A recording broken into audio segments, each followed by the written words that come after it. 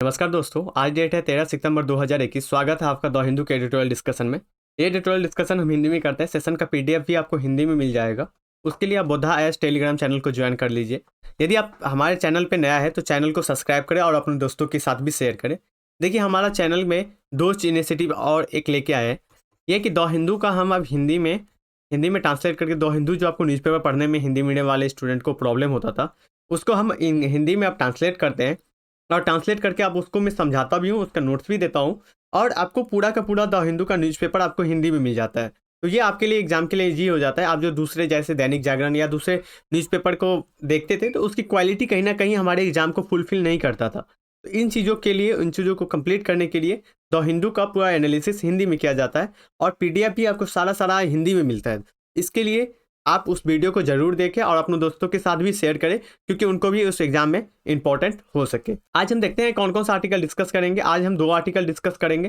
पहला जो आर्टिकल रहेगा वो स्थानीय लोगों के लिए नौकरियों में आरक्षण से संबंधित रहेगा, जो हाल ही में झारखंड सरकार ने दिया है, तो इसको हम एनालिसिस करेंगे। दूसरा जो है, ये शिक्षा में निपुण भारत का अभियान पॉलिसी योजना चलाया गया सरकार के द्वारा, तो इसके बारे में हम देखेंगे कि ये पॉलिसी क्या है। इनके बारे में हम डिटेल से डिस्कस करेंगे। चलिए पहला आर्टिकल डिस्कस करते हैं।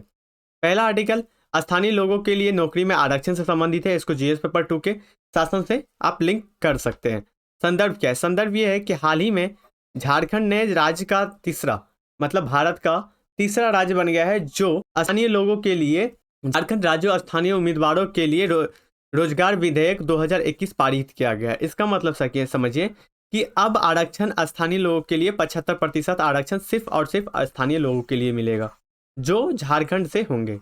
दूसरे जो राज्य से होंगे उनको सिर्फ 25% में काम चलाना पड़ेगा। किसके शर्त क्या है कि कम से कम उस काम जो है वो 40,000 होना चाहिए या 40,000 से ज़्यादा वाला होना चाहिए। तो इस मामले में इन्होंने स्थानीय स्तर के जनताओं को, स्थानीय स्तर के लोगों को, उम्मीदवारों को इसमें नौकरी करने के लिए आरक्षण दिया गया है। इससे पहले भारत में सबसे पहले जो आंध्र प्रदेश ने ये योजना लाया था, उसके बाद हरियाणा सरकार के द्वारा लाया गया है और ये तीसरा योजना रहेगा। ये सरकारी नौकरी के साथ साथ निजी जो कंपनी है उसमें भी ये शर्त मानने के लिए बताया गया है कि आपको ये शर्त निजी कंपनियों को भी मानना पड़ेगा। तो यहाँ पे ये है कि स्थानीय आरक्षण का जो विचार है उससे क्या चीज़ें होगी, ठीक है, इससे आरक्षण के, देखिए, रोजगार की कमी क्यों किया गया है। तो इसके प्रॉब्लम ये है कि रोजगार की कमी होती है। जब अब रोजगार की कमी होती है तो सभी संरक्षणवाद की नीति की तरफ जाते हैं, संरक्षणवाद की नीति की तरफ, कि जैसे यूएसए में आप देखिए अभी क्या बताया जाता है कि अमेरिकन फर्स्ट, जो अमेरिका का रहेगा वो प्रथम होगा। तो इसी तरह से सरकार की वही योजना है कि पहले हम अपनी राज्य स्थानीय स्तर के जो लोग हैं उनकी रोजगार को भी बढ़ावा दिया जाए, उसके बाद हम दूसरे राज्यों को देंगे। उसके बाद दूसरा चीज़ है कि सरकार इसके द्वारा जो घरेलू मतदाता है इसको भी संतुष्ट करता है। कहीं ना कहीं ये पॉलिटिकल पॉइंट हो जाता है कि घरेलू मतदाता को, जिससे अपनी वोट बैंक की राजनीति के लिए ये काम किया जाता है। अब राइटर के द्वारा कुछ एग्जाम्पल बताया जाता है। ये एग्जाम्पल में इन्होंने देते हैं कि सबसे पहले जो चालू किया गया था, ये चालू किया गया था आंध्र प्रदेश के सरकार के द्वारा। आंध्र प्रदेश की सरकार ने 2019 में इसको लाया गया था पहली बार।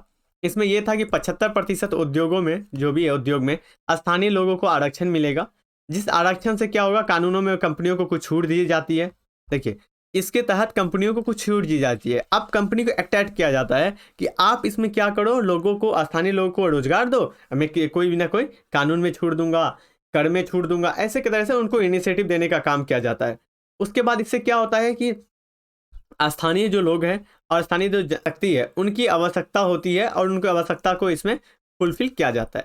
अब देखिए, सीधा सीधा सिंपल इसमें चीज़ें ये होती है कि जब इसमें उपयोग किया जाता है तो ये किस आर्टिकल को चुनौती देता है। संविधान में तो आर्टिकल बनाया गया ना, तो देखिए हमारा मौलिक अधिकार है। मौलिक अधिकार ये कहता है कि मौलिक अधिकार 16 क्लोज 3, ये इसका उल्लंघन किया जाता है, ठीक है। इसमें यह है कि किसी भी नागरिक को केवल धर्म के आधार पे, मूल वंश के आधार पे, जाति के आधार पे, लिंग के आधार पे, वंश के आधार पे, और देखिए ये सबसे इंपॉर्टेंट है, जन्म स्थान के आधार पे आपके साथ क्या नहीं किया गया, भेदभाव नहीं किया जाएगा। लेकिन इसमें समझिए, यदि आप बिहार के हैं, यदि आप बिहार से हैं या आप यूपी से हैं, तो आपको यहाँ पे आरक्षण नहीं मिलेगा। झारखंड में आरक्षण किसको मिलेगा? स्थानीय लोगों के आधार पे। तो यहाँ पे जन्म के आधार पे, जन्म के स्थल के आधार पे यहाँ पे आरक्षण दिया जाता है। तो ये फंडामेंटल राइट जो 16 है, 16 का क्लोज 2, ये भी वॉलेशन होता है कहीं ना कहीं। उसके बाद आर्टिकल आप 19 भी देख सकते हैं। 19 पे क्या बताता है कि कहीं भी रहने का आपको अधिकार है, कहीं भी घूमने का अधिकार है। तो कहीं रहने का अधिकार है तो लोग कैसे रहेंगे, उनको रोजगार तो चाहिए, बिना रोजगार को कहीं रहेंगे। तो आप रहने के लिए आज़ादी है तो रोजगार भी आपको चाहिए उनको, तो यहाँ पे रोजगार की कमी होती है। अब आपको क्या लगता है इन राज्यों में जो दूसरे राज्य से प्रवासी है उनके लिए ये हित का काम है, हित का फैसला है? नहीं, हित का फैसला ये नहीं है। उसके बाद इसमें यह बताया गया है कि उद्योगों को जो नुकसान है, ठीक है, उसको ये प्रतिबंधित करती है और निवेशकों के लिए कोई छूट नहीं है। इसमें लिए क्या नहीं है, कोई छूट नहीं है, ये प्रावधान किया गया है। इससे फंडामेंटल राइट कहीं ना कहीं वॉलेशन होता है। फंडामेंटल राइट वॉलेशन होने के कारण मौलिक अधिकार का जो हनन होता है उससे क्या होता है कि आप कहाँ पे जा सकते हैं, न्यायपालिका जा सकते हैं, ठीक है, इसके लिए आप न्यायपालिका जा सकते हैं। लेकिन ये चीज़ें अभी तक न्यायपालिका के पास अटकी हुई है। न्यायपालिका इस पर कोई फैसला, अभी अंतिम फैसला नहीं दिया है कि सरकार को क्या करना चाहिए, लेकिन एक लॉजिकल वे से चाहिए तो न्यायपालिका इस पे हो सकता है तो इस डिसीजन को क्या कर दे, सस्पेंड कर दे। तो इन चीज़ों पे हमने देखा, ये कहानी थी आंध्र प्रदेश की। अब हम आते हैं हरियाणा पे। हमने तो झारखंड का देख ही लिया कि झारखंड में क्या दिया है। हरियाणा में भी 75% आरक्षण का प्रावधान किया गया है सरकारी नौकरी के लिए, स्थानीय लोगों के लिए, निजी क्षेत्र में। अब देखिए कानून 10 साल के लिए, 10 साल के अवधि के लिए लागू रहेगा, 10 सालों के लिए। इनके तहत ये बताया गया है कि अनुच्छेद 14 और क्लोज 1, 19 का क्लोज 1 का जी, जिसका उल्लंघन करता हमने उल्लेख किया है, ठीक है। उसके बाद है भारत के एक राष्ट्रीय हित जो है, राष्ट्रीय है, उसके बाद नागरिक, एक नागरिक। भारत में क्या है, नागरिकता कितने स्तर पे है, एक ना, एक अलग अलग नागरिक है। झारखंड के लिए अलग नागरिकता, बिहार के लिए अलग नागरिकता, भारत का अलग नागरिकता। यहाँ पे एक नागरिकता की बात की जाती है, ठीक है। इससे, इस भावना से व्यक्ति क्या करते हैं, इसलिए बाहरी व्यक्ति जो होता है मानना होता है कि ये एक राज्य में निवास नहीं कर सकते। सिंपल चीज़ है, यदि उनको रोजगार नहीं मिलेगा तो उस राज्य में वो रहेंगे, कभी नहीं रहेंगे, वो इसमें निवेश ही नहीं कर सकते, यहाँ पे रह ही नहीं सकते, निवास ही नहीं कर सकते। उससे क्या होगा, राष्ट्र की जो अनिवार्य अखंडता है इसके विरुद्ध होगा। अखंडता है ना कहीं एकता कम होगा। अब हमें यदि मान लीजिए कि हरियाणा है, हरियाणा में जब रोजगार नहीं रहेगा तो हम इनके प्रति गलत भावनाओं से देखा जाएगा कि नहीं, मैं वहाँ पे लोगों के से थोड़ा सा हेट करूँगा, क्योंकि वहाँ पे लोगों के साथ क्या होता है, उनको रोजगार जल्दी मिल जाता है हरियाणा के अंदर, हमें वो अपॉर्चुनिटी नहीं मिलता, हमें उस मौका क्यों नहीं दिया जाता जो कि स्थानीय लोगों को दिया जाता है, समझ गए। तो इस चीज़ों को किया जाता है, इन पे काम किया जाता है, इनसे संबंधित है, राइट। उसके बाद निष्कर्ष में ये बताया जाता है राइटर के द्वारा, ये जो प्रावधान है ये जिला कलेक्टर के द्वारा किया जाएगा और सभी विभागों के द्वारा क्रियान्वयन किया जाएगा। लेकिन इसमें एक स्पष्ट रूपता करना पड़ेगा, आरक्षण जो है ये धरातल तक उतारना पड़ेगा, ठीक है। इसमें ये बताया जाए, आपने तो कर लिया लेकिन इसको धरातल पे उतारने के काम किया जाएगा। देखिए एक चुनौती और आ सकती है इसमें, चुनौती जो है क्या आ सकती है, यहाँ पे देखिए इसमें प्रॉब्लम क्या आ सकती है।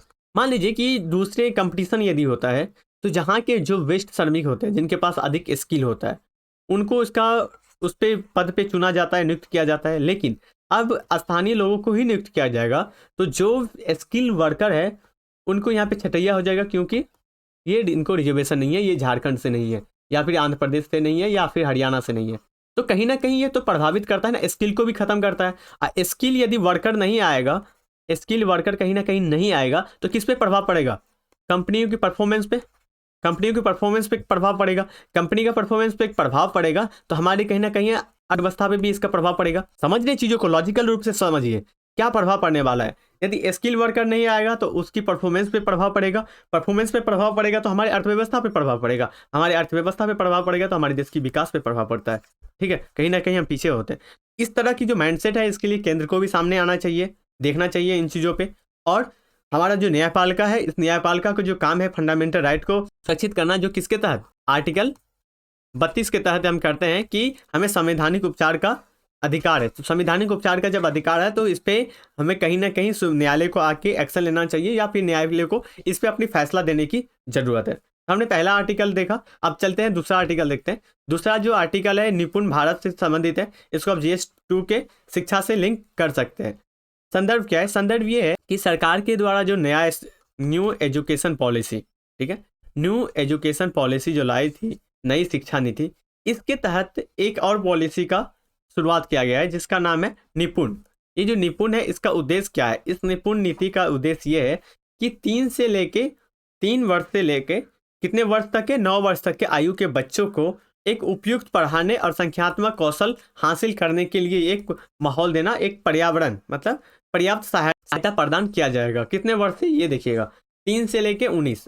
हमने क्या किया है, प्री एजुकेशन, प्री स्कूल की प्रावधान किया गया है नया शिक्षा न्यू एजुकेशन पॉलिसी के तहत। अब जब इसमें किया गया है तो पहले क्या था कि 6 वर्ष के बाद भी बच्चे स्कूल में दाखिला ले सकते हैं, लेकिन अब वो बच्चे 3 साल के बाद ही दाखिला ले सकते हैं। तो सरकार के द्वारा ये उद्देश्य रखा गया कि इस उद्देश्य से इसमें लाया गया। अब हम इसमें इसका उद्देश्य और पूरा चीज़ें हैं, यहाँ से आप देख सकते हैं। इसमें यह है कि खेल खोज गतिविधियाँ आधारित शिक्षा शास्त्र बनाया जाएगा, बच्चे के खेलते खेलते ही उनको पढ़ाया जाएगा। ये अभी के माहौल क्या होता है घर में कि बच्चे के ऊपर बहुत ज़्यादा प्रेशर डाल दिया जाता है कि पढ़ना है पढ़ना है पढ़ना है। ऐसे नहीं, उनके पास हर एक टाइम होना चाहिए, हर एक टाइम फ्रेम होना चाहिए जिसमें वो पढ़ेंगे भी और सारा काम साथ साथ करेंगे।